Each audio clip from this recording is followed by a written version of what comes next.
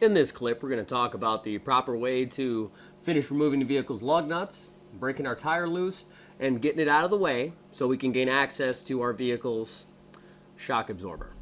As you can see, we have our wheel off the ground. It is free spinning. We already broke loose our lug nuts. What I'm going to do is take my 4-way and the 3/4 inch side of it, which is most common. If this one doesn't fit, you're going to want to go to the 13/16 side.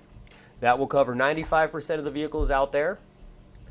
The reason why I use a 4-way is most people, myself included, don't have an air compressor and impact guns to remove tires. So I use a 4-way so I can actually get it to spin. I get a little mechanical assist out of it instead of having to ratchet it off every time.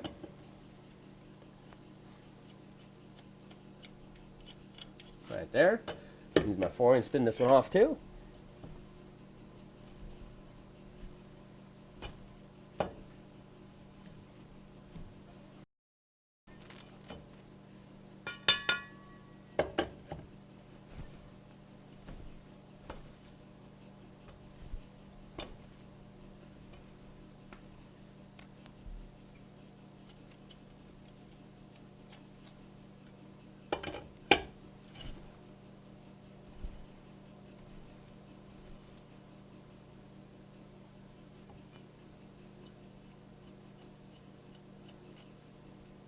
When you're removing your lug nuts, there's no particular order you need to go in.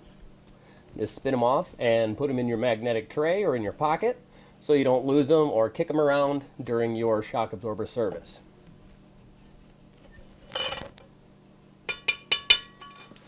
Alright, we got all our lug nuts off. If you haven't had your wheel off in a decent amount of time, it may be seized. If it is, you're going to want to grab a hold of it. Well, mine isn't. I'll just demonstrate for you. You want to grab a hold of it and give a very stiff pop to one side, just like so. That's generally enough to get your wheels off. We'll slide it off the studs and roll it back out of the way.